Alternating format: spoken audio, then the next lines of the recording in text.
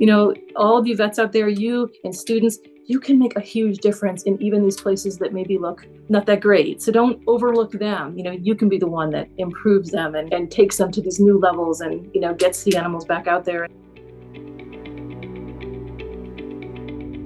Hello, VetFolio Voice listeners, and welcome back. I'm so glad you're tuning in for another great episode. This one came together pretty organically, which, that's always the best case scenario, right? It makes for the best conversations. Today, I'm joined by one of my professional heroes, the amazing Dr. Michelle Oakley. She generously gave her time right before Thanksgiving to chat about World Wildlife Conservation Day. And what started as a plan for this short video for social media naturally grew into a much longer and more in-depth conversation. Her insights are just too good to cut short. If you missed the original video on YouTube, no worries. We're bringing the conversation to you here in podcast form. And kind of on that note, you might notice a few quirks in the audio since this wasn't originally intended as a podcast. But trust me, the message shines through loud and clear. Dr. Oakley's passion, experience, and knowledge in wildlife conservation are unmatched, and I can't wait for you to hear from her. Although she needs no introduction, let me tell you a little bit more about her and we'll go ahead and dive in. Dr. Michelle Oakley demonstrated an outgoing personality and a strong desire to create good breeding and living conditions for wild and domestic animals throughout her life. She was born in Munster, Indiana, and graduated from the University of Michigan with an undergraduate degree in zoology. While studying there, she went to the Yukon for the first time as a field assistant on an Arctic ground squirrel ecology study. She received her doctorate in veterinary medicine from the Atlantic Veterinary College in 2000 and worked for Yukon Fish and Wildlife for 9 years as a wildlife veterinarian and regional biologist. You may know her from her long-running show on Nat Geo WILD, the Yukon Vet, where as the only all-species vet for hundreds of miles in the Yukon Territory in northern Canada, no 2 days were ever the same. Over the years, we saw her darting bison from helicopters, stalking wolverines in the wild, performing surgery on bears, and managing the beloved pets of her fellow Yukoners. As she'll talk about here, Dr. Oakley now uses the platform she's developed to support wildlife conservation efforts around the world, as well as in her own backyard at the Alaska Wildlife Conservation Center. Our talk left me feeling inspired about the future of wildlife conservation and veterinary medicine, so let's go ahead and jump in and learn more.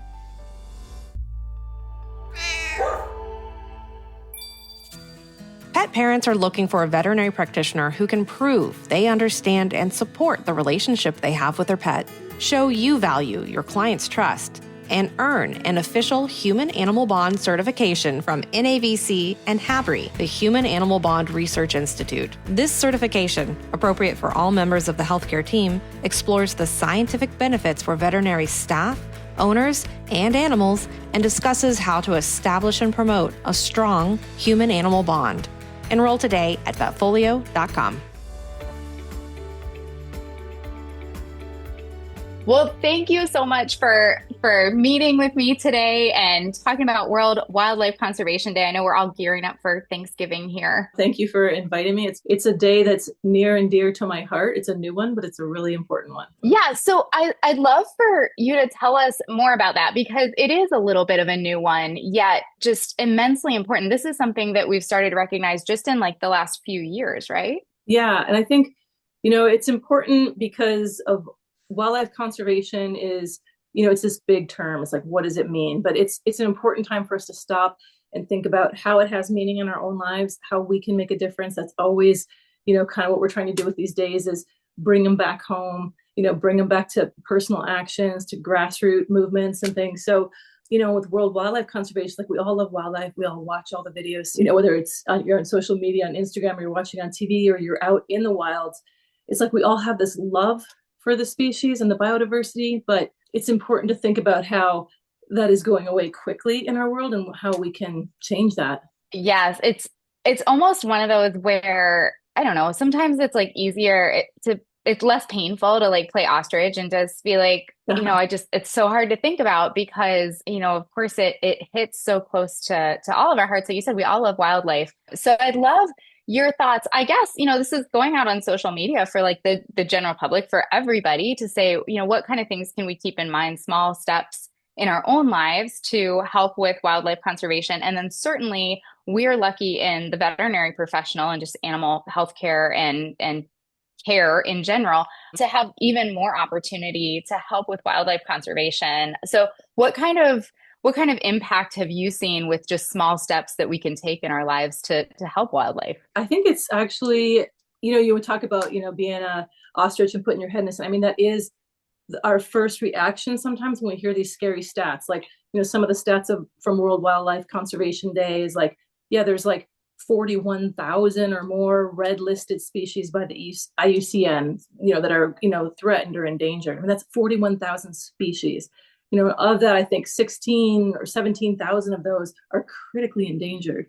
So, your first reaction is like, oh my, what can I do? And you talk about there's these giant polluters and there's other ones, and it feels like you can't do anything at your level. And that just isn't true. Like, we've seen a lot of great movements over the last, 5 to 10 years that really start with a few people, on social media or sharing their stories. I do a lot of disentanglements of marine mammals. And some of those pictures, where you see the bands around the neck, lose the loop is a big saying. Those plastic packing bands are the worst. And it's like, we need to find solutions for that. And those stories that you share, I mean, they can have such a huge viral impact that you can, as a one person or one story, get something started. I was just in Western Australia visiting my daughter, and it was really exciting to see that everywhere you go, if they're just like handing out, you go to get takeaway or whatever food, they're handing out little bamboo forks or little wooden things or this, or everyone brings their reusable. And I was asking about it, and single-use plastics were banned there like 2 years ago.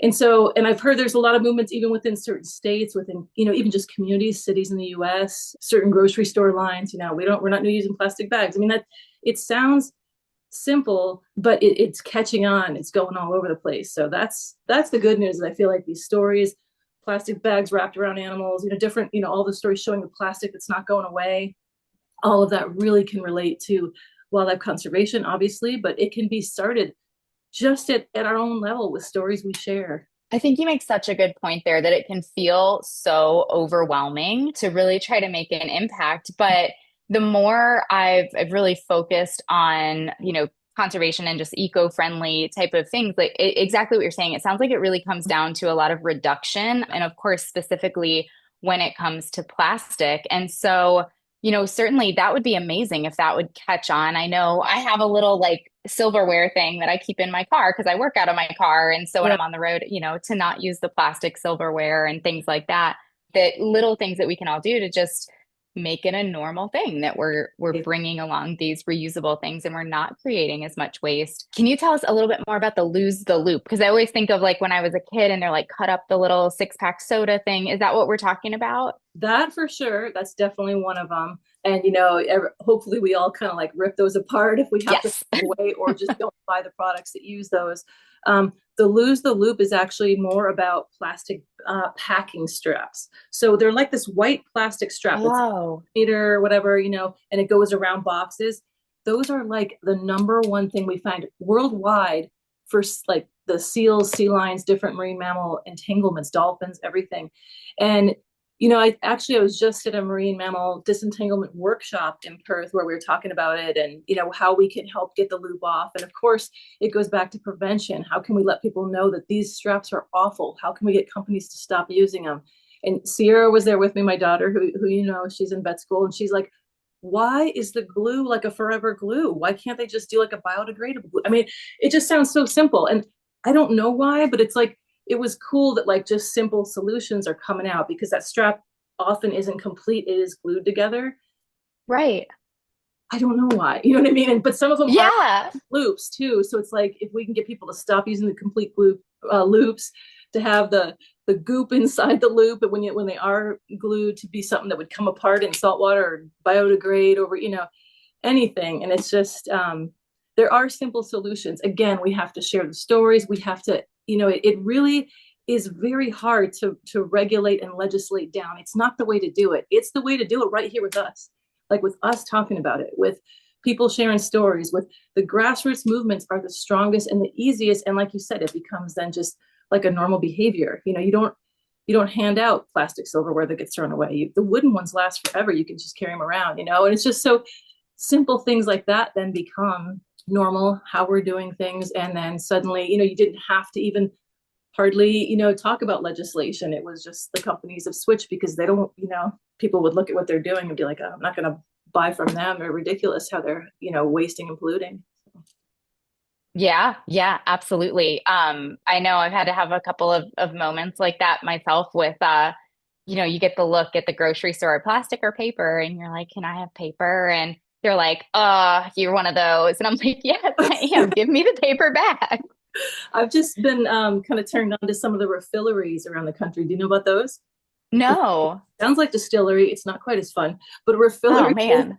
Refilleries are, it's at a lot of grocery stores too, but these are stores that only sell in bulk, that you go to and you bring your own bags, you bring your own, and even there they have like mason jars or people's recycled jars that have been and you fill up your cereal, you fill up your honey, you fill up all the things. Milk comes in glass jars that you buy, deposit and use. So it's basically just a grocery store that, there's just like almost no plastic waste, or if it is in a plastic container, it's very reusable, and, they have it there for you. So we just found one in Anchorage and it called Blue Market. And I was so excited when in there. I was like, oh, this is so cool. So and the prices were decent because they're, actually in bulk is a decent, you can often get a better price. So it's not like it was more expensive, a little bit more effort. But again, I think that the more we do that, that becomes second nature, and it's just not that big of a deal, Yes, I love that you bring that up, because I've always thought about that when it comes to like, shampoo bottles and stuff like that. I'm like, man, I wouldn't buy it if I had another option.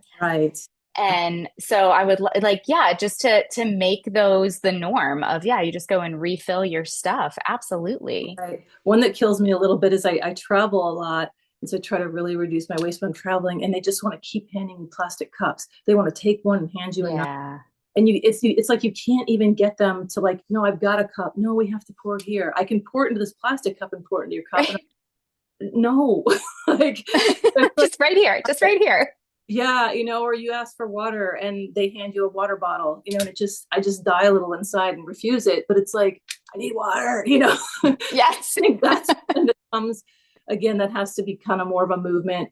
We have to, really work on the airlines to improve how they're doing things. It's got to come, I think, from our small grassroots efforts. I think you're absolutely right. And of course, you've been on the front lines with a lot of wildlife conservation efforts. And so, here with what we're talking about, there are a lot of possibilities of small changes we can make to really make a big impact, but it feels like a huge project to kind of get everybody on board and make these big changes. I'd love to hear some of your success stories about where you're like, and here's where I saw it play out, and this was a success, and we really helped some animals in this situation. I don't know if I have a lot of personal stories. Maybe I do. I feel like I have some inspiring stories of some people I work with. I was just thinking about, I went to Uganda. I go to Uganda. I'm a wildlife ambassador for the Uganda Wildlife Education Conservation Group. They're a fantastic group. They run like the National Zoo, but also do a lot of outreach. And there I met up with a woman named Dr. Gladys. I'm going to read her name because I always mispronounce it, even though she's a good friend of mine now. Dr. Gladys Kalema-Zikusoka. Sorry, Gladys, butchered every time. But she wrote a book called Walking with Gorillas. Highly recommend. It's fantastic. And I knew her before the book. And then when I read it, I'm like, I didn't know you were so cool. But she was the first wildlife veterinarian in Uganda. She's from there. She did a lot of programs where she kind of started out just being, a wildlife vet, wanting to help with gorillas that were getting snares around their wrists. There was still a lot of poaching. There was still a lot of just like issues with the local communities that live near the national parks. And so that's about the time, in the 90s when they were starting to empower some of the poachers to become wardens and protect those super endangered mountain gorilla populations. And so she was involved in some of that. And then they started seeing some issues that really had nothing to do with poaching. They had baby mountain gorillas showing up like bald and dying, like they'd lost all their hair and then they were dying. And as a vet, she came in and literally saved the day. I think that's the importance of having vets involved in wildlife conservation, because sometimes it's obvious you can treat individuals, but sometimes it's a bigger population health issue. And that takes understanding of how you can treat it and deal with it, prevent it. So it turned out with the baby mountain gorillas, they actually had like a mite infection, basically mange. that they were picking up, I think it was scabies actually, they were picking up from the local community. So they were going through the communities, and sometimes the girls would take some of the clothing and bedding to, back, because they were so close to the community, because the community was cutting forest and getting, right up in there. And they were picking up a human condition that wasn't serious for people. It was it's a irritant, it's an itchy, it's awful. But for mountain gorillas, it was deadly. It was basically causing them to lose all their hair, especially the babies, and then they would die from exposure. So she realized this, and it was like, okay, we can go out and treat every individual we find, but that's tough to do. What about improving the health of the people here? What about that? That's important too. What about improving this resource, this amazing resource where people were coming in from outside and bringing tourists and making tens of thousands of dollars, and yet the community is poor? And so it's basically a One Health concept and story. It's one of the best that I can think of, where veterinarians and other professionals understand about the health of animals and the health of people, and how you cannot divide those. It's really important, especially in these really rural areas. So she worked with local public health people to put in a little like nursing station for the people there. They could come in and get treated for simple diseases, but then also empowering the local people, especially some women's groups, to do some tourism, ecotourism. And so instead of wanting to encourage their family members to go out and hunt to earn money, they actually were like, no, we want to encourage you to go guide and take people to see the gorillas. We need to protect the resource. I mean, it's been like a 180 in the last 20 years there. Mountain gorillas are no longer picking up the mite. I can't remember if scabies or mange. They're no longer getting that. That's not even a health issue. The people in the community are much healthier, and they're totally invested in this awesome resource. So that was one person, one veterinarian joining the conservation team. So I think, that's one cool thing, but also a grassroots movement from within, instead of someone coming in saying, you can't hunt those gorillas, you can't do that, you can't do this, you can't, it really has to work for the people who live there. That's a pretty inspiring and cool story. And you can find those stories now all across important biodiversity areas, whether you're talking about Central America or South America or Africa or some of our places in North America. It's really empowering the local people to appreciate, understand, and become ambassadors for the resource, and also making sure that they are educated and empowered and healthy enough to be able to care. Yeah, wow, that really speaks to just the impact of that One Health approach of, elevating everybody, and that it just naturally leading to conservation. Right, exactly. Yeah, it's kind of a cool story. Not my story, but one that I came across and has been kind of fun. I mean, I work all over the place now. I'm actually going to South Africa on Saturday to meet up with Sierra, and she's there with a group called Rhino Connect, and they're definitely, they're working with rhinos, but all kinds of other species to improve. They're working with like on artificial insemination and some of the breeding of some of the last wild individuals that are there. But a big part of their program is also just working with locals, the anti-poaching efforts, the encouragement of this resource is worth way more to you alive than dead or hacked up. There's a lot of cool programs, I guess, that I work with that support this concept. I work with some folks in Costa Rica, Toucan Rescue Ranch. They do work all over the country. And one program we do when I go down there is free spay-neuter clinics to the rural communities. And that you can't protect sloths and all these other animals when there's feral dogs and cats that will attack them as they're doing their just normal movements through communities. So you have to get at the source. You can't just tell people you can't have your dogs. They're going to have their dogs. It's more about education programs in the school, enabling them to have better help for their pets, and take better care of their pets, and educating. And that actually has direct spin-offs to conservation. So I find myself doing a lot of different things these days that I didn't originally think had to do with conservation or really had to do with veterinary medicine, but it's awesome. It's all these different ways that you can help species, help the planet. Absolutely. Absolutely. Such cool organizations and ways to get involved. And I'd love to, like, I'm sitting here, I immediately Googled walking with gorillas, and I'm writing down these programs and things. And so, yeah, I love it. Yes. Like, boom. I actually Audible it. I read part of it, and then I was traveling so much, I had to switch to Audible, and then just boom, went right through it. It's so, yeah. Oh yeah, no, I can't live without, especially like working in my car and driving all the time. Same. I'm like, I gotta have Audible. Yep.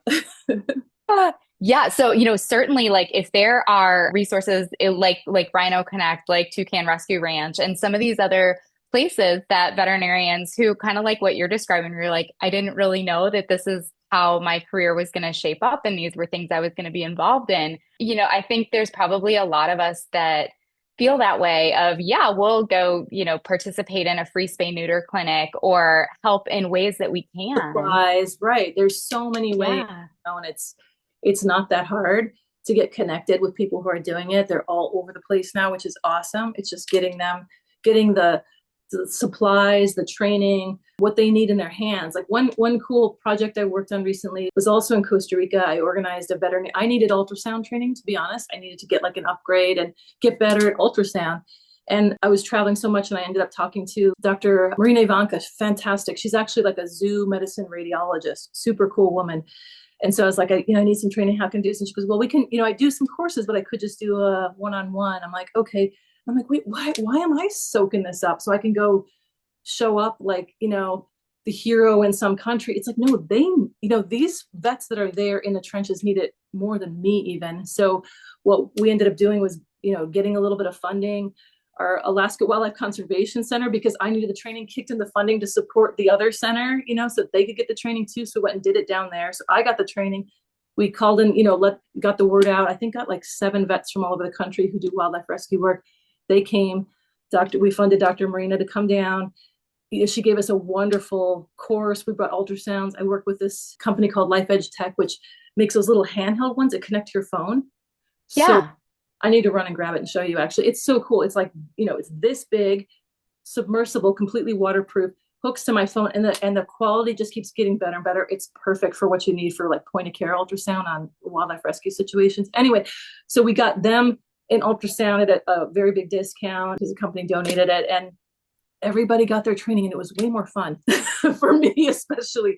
But Yeah. like, oh, kind of like light bulb going off. Of course, like this is the way.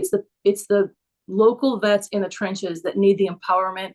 They're they're bright. They know the connections. They know the local people. They know the issues way better than anyone that comes in from outside. And you give them the skills and the supplies, and it's going to happen. So that's been a fun thing. And that's sort of a little bit where I feel like I'm spending a lot of my time now is working with company. I work with Zeiss, also a microscope company. Zeiss is so awesome. They're like, who needs a microscope? I'm like, everybody. So, Yeah. they're helping me get microscopes in the hands of people like these rescue centers. That's like, they can do quick looks to diagnose the issues, ClinPath, all these amazing, simple skills that we take for granted, fecal floats, masses, especially like bacterial infections, like all that kind of stuff can be diagnosed like boom. They have cameras that attach, which is really cool. So now you can like just see, I know you could like put your camera on there and they have these but this is like, Oh yeah, I mess that up every time. I love it. I can like actually see what I'm doing. Anyway, stuff like that has been really fun to get, good equipment into the hands of people who can really use it. And it's, I think it comes down to the power of one kind of a concept is I can only do so much. And, that's, occurs to all of us, as a vet, you can only do so much, or as a conservationist, but how can you help empower or inspire? And so that's kind of where I'm going these days. That's awesome. And it just, I mean, I can imagine that just like gets you out of bed in the morning where you're like, I'm going to go help some people. I'm going to go help some animals. We're going to make the world a better place today. Yeah, it's been so fun, and people are so appreciative. And like, I'm just heading to South Africa, and like I said, and we're going to work on rhinos. And one of the rhinos apparently has like shoulder arthritis, and he's an important breeding animal, and he's not in the mood anymore. So they're like, Sure. we desperately need, spinal needles. And so, I mean, that's like one little supply, can you find a 6-inch long spinal needle? And I'm like, well, okay, do they make those? Yeah, they do. And so been running around calling people, finally found someone who's going to like try to FedEx them to me before I leave. Cause they're like $200 each or something. They're insanely expensive. And, Wow. we can use slightly expired ones, so they're not just thrown away. So I think they're going to arrive in time, and we're going to get him back in business. But, it's simple things like that, I guess, of getting the supplies and the people who are really in the trenches, getting them outfitted. And I would imagine that probably speaks to like the ultrasounding too, if you're doing blocks and things like that with these spinal needles. Totally. Yeah. So I'm excited to see how it works on her skin. Rhino skin is tough. Yeah. So I don't actually even know. I've worked with a couple rhinos very peripherally at a zoo a long time ago. So I'll be learning a lot too. Very cool. Very cool. Oh, yeah. Please catch that on video if you have the opportunity, Yeah. because I think all of us would like to see how you do a shoulder block on I call it a shoulder block. I don't even know what you're blocking on a rhino. No idea. Yeah, I don't know. So it'll be real interesting. And then also when we're there, we're going to travel to Kalahari and work with a vet tech who's running a small program who works with pangolins. So like those are the top two trafficked species in the world are, rhino, Really? pangolins. I'm like, why a pangolin? They're weird looking anteater kind of a thing Yeah. covered in scales, right? If you haven't seen one, you should Google it. There's something to look at. I feel like we all gotta look at those in 2020. We all figured out what a pangolin looks like. So yeah, that's where people I think learned about pangolins is to do with, Yeah. They have a link to do with COVID. But they're amazing wild species. There's like, I don't know, I think 6 or 8 different species. They're in on the continent of Africa and a lot of the countries. They're in, Sri Lanka. They're in all, different species in Asia and Malaysia. So a really cool, important species in the ecosystem. They eat a lot of insects. They, do a lot of digging, which helps with like fertilization and getting other plants to grow. So they're really important. But unfortunately, their scales are thought to have, medicinal properties. And so they've just been slaughtered. And it's a huge trafficking issue, like very dangerous. So we have to go in major secrecy to go work with this group.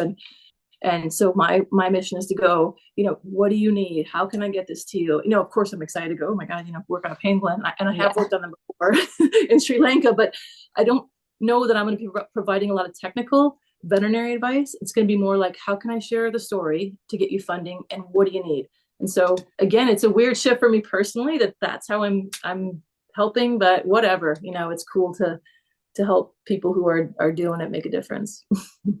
It sounds like you're still definitely like boots on the ground there and making a difference and technically involved here. I think you're being overly humble by saying you're not providing as much like medical technical support, but what you're doing, is such a broad reaching impact though by working with the supplies and the funding and getting the stories out and all of these things. Right. Yeah, it's been pretty exciting.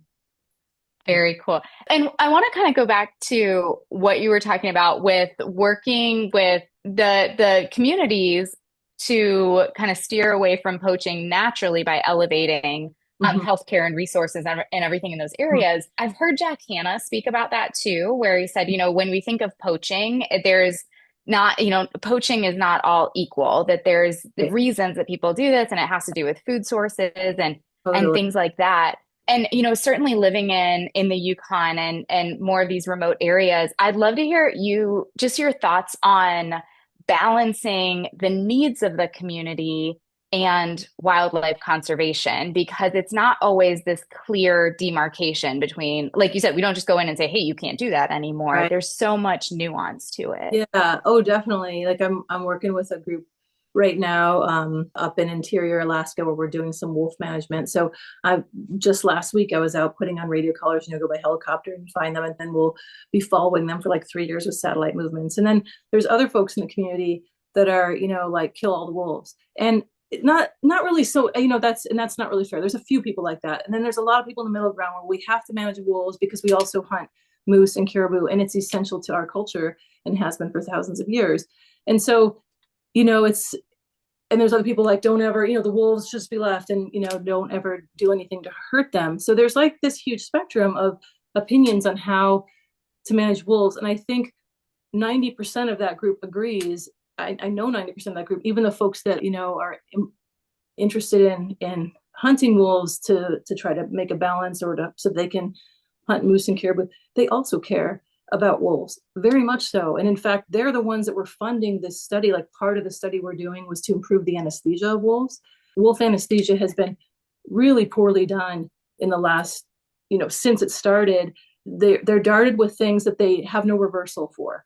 So they get darted, and biologists all across the where there's wolves are doing this, and they cannot be reversed. So they sit out there for 4 to 6 hours recovering. It's ridiculous. Where all the other animals that we radio collar and work on, they're given a reversal. They get, when you're done working, you handle them for half hour, put the radio collar, do your measurements, get the samples that are super important and valuable to understanding and protecting them.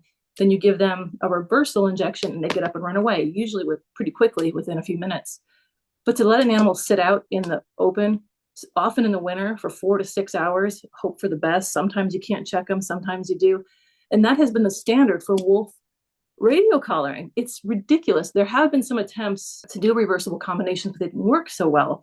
So kind of people just gave it, well, this works. And it's like, mortality rates are really high. So anyway, that's a really long story and a bit of a soapbox, but we're really excited that this project we're doing, funded by the people who are, major hunters, they're also major conservationists, that's not right. They are like, that's awful. And they want, if you're going to, radio collar a wolf, they should be treated with respect. And it should be, if people knew, they wouldn't allow it. And so they should be given a reversal. They should be able to get up. If you're going to impose on them to wear that radio collar and, kind of share that information that's good for the population, they should be treated really well and taken care of when you have your hands on them. So that's been super important to me. And so I was really excited to work with all kinds of people on this project. And then we're going to also look at wolf conservation. We're going to look at, there's a lot of endangered or really limited caribou populations there. And does it have anything to do with wolves? It's not just wolves. There's a lot of reasons about habitat and climate change that I think we're going to find out too.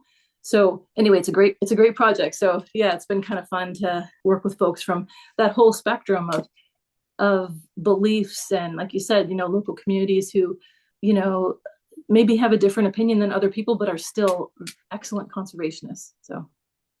Yeah, absolutely. I mean, I live in a pretty rural area in Florida, and hunting is very big in this area. And I love that you bring up the fact that, because it's true, if you do it right, it's a conservation sport, and it can really benefit multiple populations. And gosh, I'll be really interested to hear the influence with the wolves and the caribou, because if I'm remembering correctly, it might have been at Yellowstone, one of our major national parks, they like reintroduced wolves, and it ended up like helping the hoof stock and everything in the long run. So it's really complex. Yeah. I don't know about you, this is just sort of a personal thing, but when I go places that there's not an intact ecosystem, it's probably just me. This is really nerdy. But when I go there, it just feels so empty to me. Like if I go around some places, I'm not going to name names of states because I don't want to offend anyone, but like beautiful areas, mountains, tons of elk, tons of deer, all these cool things, and there's zero predators. And it just so sad. Like, there's just nothing. There was not room left for these animals. There was not space made, and I don't mean physical even, but some of it's physical space, but also just mentally or whatever, culturally, we couldn't, make space for these animals. Now, a lot of those places are having reintroduction programs, which is awesome. It just feels so empty. And it's just like, I feel like I die a little inside when I go there, I don't know. I hope people will get more behind some of these reintroduction efforts like Yellowstone, but there's a lot of species, trying to get lynx back, trying to get wolverine back, a lot of these species that were there that would really be an important part of the ecosystem. Yeah, absolutely. No, I don't think that's just you. I think, all of us with animal and nature love in our heart feel that, to say that, these ecosystems are way beyond anything that we can, simply comprehend as humans. There's so much more to them. And so absolutely, those predators play a critical role, and in ways that we don't even understand. Yeah, for sure. For sure. The anesthesia nerd in me wants to know what non-reversible drugs they're using in wolves, and why our dog combinations don't work. Yeah, that was my problem. Wrong with TT Dad. So Tilazol is what's used. And upwards, people generally use an entire vial of Tilazol for one wolf. Wolf weighs like 40 to 50 kilos. That's like 10 mgs per kilo, 8 to 10 mgs per kilo. It's unbelievable. Sometimes 12 per kilo, because there may be less than 50, and there might be 40 kilos. That is an insane amount. In my opinion, you don't need that amount. And so the combination I'm working on now has like a tenth of that. So the recoveries are way faster. So the publication, we'll have it. We're going to definitely put out a short little communication by spring. I think we have like 28 wolves to do. So we'll be sharing some of the information, but yeah, it's just phenomenal that amount is used. And partly I think you have to keep things simple, because a lot of wildlife biologists are doing the work as opposed to vets. Sure. But I think that is changing as well. Wildlife biologists are awesome. They don't have the anesthesia training, but they get what they need to go out and do that work in the field. But to change and tinker, that's a big challenge, and probably not in their wheelhouse. So it's veterinarians that really have to lead that push.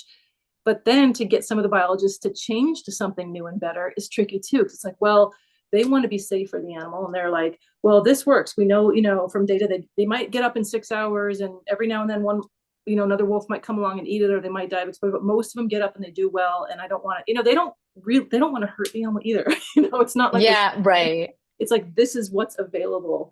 And, as a group, we haven't pushed enough to improve that combination. So I think there's a lot of people doing that now, and I'm excited to be a part of that. And so I think, that lower, Tilazol just maybe isn't the right drug. Then there's other ways to get them down. TT Dex isn't quite right either because of the mgs per kg of each of those, but there are other combinations and options. It's really different to get a wolf to go down when you're darting him from a helicopter. I mean, it's a very quick thing. You go in, you're like, with the helicopter, you usually send out spotter planes way ahead. They go find them.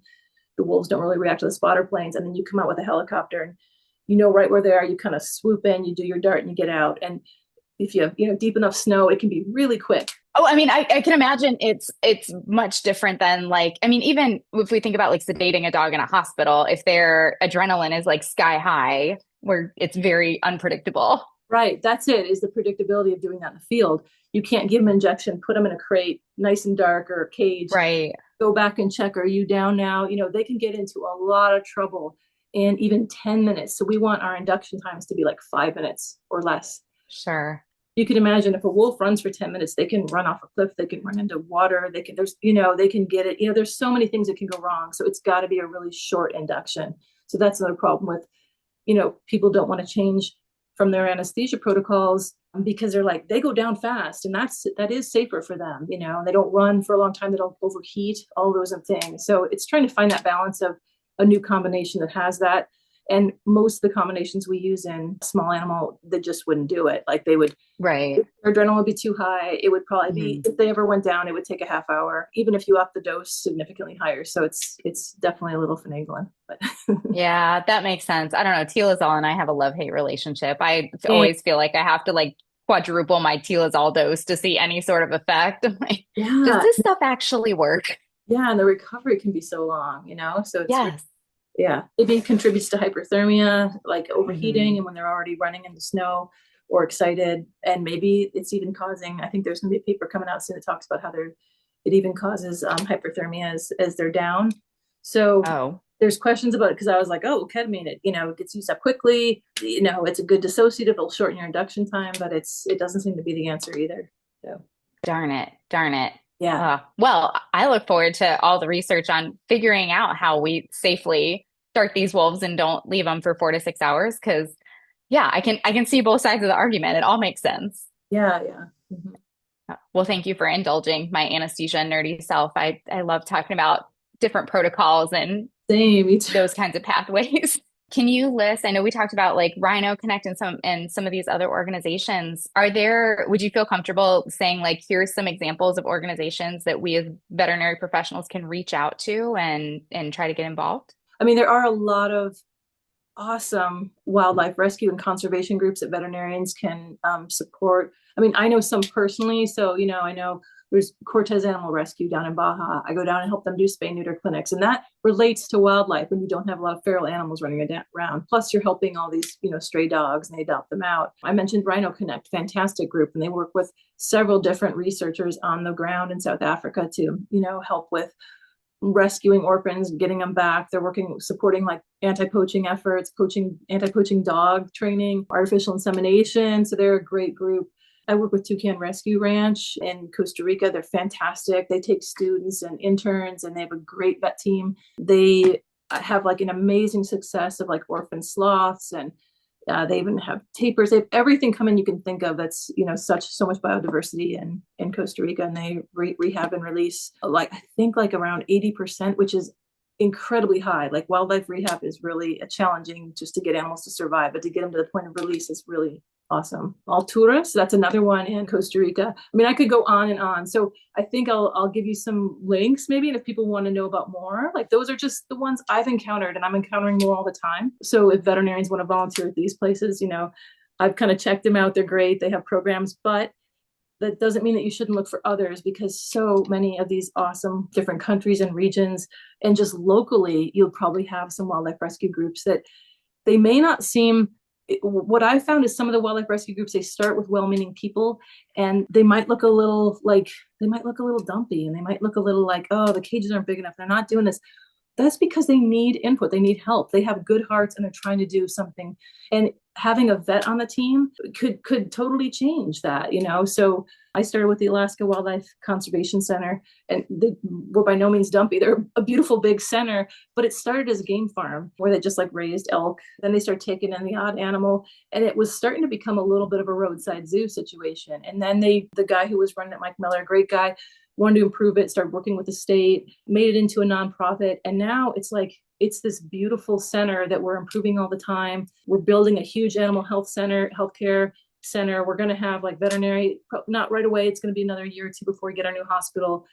It's just like those improvements were staggering in 10 years. And it's not just because vets came on, but I think, different people who cared, got involved, who had different skills to improve things like getting them funding, how they do things, but also the veterinary care and, having better enclosures and all that. So, all of you vets out there, you and students, you can make a huge difference in even these places that maybe look not that great. So don't overlook them. You can be the one that improves them and takes them to these new levels and, gets the animals back out there and, working in a cooperative way, like showing them how other places do it. A lot of that comes down to people skills, not going and being like, you can't do it like this. It's like, well, sure. Some examples, let's go tour some places together. What can we do? I mean, when people start to see the other options or they have funding to make the improvements, they'll naturally do it in most cases. So yeah, and these improvements, like you're talking about with the Alaska Wildlife Conservation Center, they don't tend to happen in like this one giant,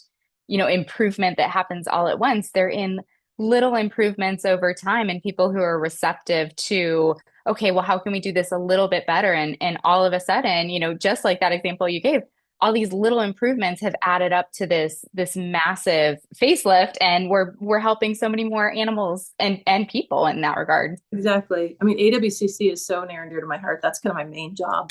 I'm head vet there. I'm the only vet there. Don't tell anyone. But my title is head vet. So they, but the competition was not steep for that. But we hope that's going to change. Like I said, we've got funding now to build the hospital. We have cruise ship traffic that comes in. It comes up to Alaska. So we can get a lot of messages out. And then, we're starting to get more funding. We did a lot of filming at the show there. So it was really cool for them that way. A lot of people have come because they saw the show. And that has all led to great improvements of how we can do things. And, it's going to keep going. And now we're hoping to be more than just a sanctuary. We've mostly just been a sanctuary. We want to do rehab and release too. So we're going to start building a separate quarantine facility. We're going to be, we're going to be working hopefully with convincing the state and with others that, some of these animals can be released. I think there's a lot of crazy myths around that animal knows people it can't be released. Like that's just, but anyway, that's a whole other soapbox. But anyway, there's animals that come in, like lynx and moose and that were orphaned. And there's no reason those animals can't go back out to the wild if you pick the right spot and do it safely and check their health, make sure there's no disease issues. So yeah, there we go, from elk farm to wildlife, conservation center. So it's kind of fun. My last question. So for vets like me who have, I have some experience on the production animal side, but primarily dogs and cats are what I've worked on for the last 10 years. Mm-hmm. And so it can feel a little overwhelming. Like you're talking about with the pangolins, to say, I'm going in and saying, I don't know how much technical support I'm going to provide here. I know I definitely feel that times 100 because I'm going, I have never, ever laid hands on a pangolin. Mm-hmm. Are there ways that we can, I know we talked about the spay and neuter clinics, and I think many of us on the small animal side would feel comfortable in that arena. From the wildlife side, is it kind of, showing up and being immersed and learning as we go? Or are there resources we can reach out to get a little bit more comfortable if we wanted to get involved in wildlife conservation? A lot of people who are like, that's their focus, they do internships and residencies just like anything else. I did an internship at Calgary Zoo, University of Calgary Vet Med. It's called like wildlife medicine internship. And then that was back in the day, and there's many more now. Like there's definitely zoo medicine or exotic internships, but now there's starting to be more of this wildlife focus too, wildlife conservation, and more like the population approach and One Health approach. There's a lot of cool One Health internships, but for more just like informal training as you're going, shadowing or volunteering with vets that are already doing it, I think is a great option. Every now and then, like if I'm traveling and I happen to be down south, like the Pacific Marine Mammal Center, for example, there's another great one, another great group. They have a fantastic vet staff, and they're like, sure, come and help. And you just basically learn while you're there for a few days, and so I can't say that all these places will take volunteers, but most of the ones I've mentioned, I got started. I know their name because I volunteered with them, and you will learn a ton, just if you can spend a week or two. And they, you have to you have to kind of stay out of their way and pay your own way. Obviously, they're not, so it's all like volunteer and trying to be self-supported. But I think most of those centers see the value of it. Either they can also use your time for a spay neuter clinic to help out sometimes, that way, if you can, you can see what they need and help with getting them supplies later. I also do a lot of exchanges. So I've had quite a few of the vets, some from Mexico, Costa Rica. Actually, Dr. Gladys came to visit me in Alaska, and, we worked on several animals together. And that, I think that is such a great way. And we can all offer that, even as small animal vets, if you can. A lot of the folks will need help with funding, and sometimes you could just raise that locally, but to get them to come over for a little professional exchange is fantastic. And so you can learn a lot from them in the field, but you can give back by letting them come and see how things are done here. And it's just like when you're working in a different environment, like for the folks from further away from the other countries that need the help, they'll really pick up a ton. Like, oh gosh, they may not have even seen that. Like when we did the ultrasound training for the vets in Costa Rica, of course they knew about it. Of course, they have fantastic veterinary programs, but they really hadn't done much ultrasound or been exposed to it much since being in vet school. So I think we all, even as small animal vets or whatever, like you're going to have something you're really good at, like a specialty skill within that. You're good at ultrasound, or you're good at surgery, or you're good at this and that, and that will relate to the wildlife work for sure. So really, I think it's finding local, if you really want to get into it more, is finding some of the local people that you can go to and shadow regularly, and then go to these centers. And some of them do offer like almost more like paid programs where you go because your payment is helping support their center and you're getting something in return. So there's some of that. I think there's one called Raric down in South America. Where is that? Is that Ecuador? I'll send you that link too. But anyway, people can see that. I'm like trying to like programs scribble down here. Yeah, that it's like, it's almost like a professional vacation kind of thing. You probably won't get CE out of it necessarily, but you will get a life-changing experience. I guarantee that. Yeah, I mean, I feel like that counts. Of course we all need CE, but fortunately there's so many opportunities for that. Like this is a different kind of CE. Right. And you will make a difference, and, and you'll be helping out both, yourself and your ability to share these stories and improve what you're doing, but you're also going to be enabling some of the folks down there in the trenches to do a better job. Thank you. Thank you so much for all of the information. I definitely look forward to the links and being able to share those around. Thank you. This has been great. If you enjoyed that talk and you want to, hear it again or see it in video form, definitely check it out on our YouTube channel. Like I said, her insights are just too good to cut short. So a big thank you to Dr. Oakley for generously sharing her time and agreeing to join me for this conversation. And a huge thank you to everyone who tuned in here and online. If you enjoyed this episode, please leave us a 5-star review wherever you get your podcasts. It'll help other veterinary professionals like you find this and other great content we try to put out there. For more episodes like this, click on the Education tab on the VetFolio website or find us wherever you get your podcasts. As always, I'd love to hear your thoughts on this episode, as well as ideas for topics you'd like to hear from us in the future. So feel free to reach out to me at dvm@vetfolio.com. We can also connect on Facebook at Dr. Cassi DVM, or you can follow me on Instagram at dr.cassi, CASSI.dvm. And remember, if one animal is better off because of you today, it's a great day.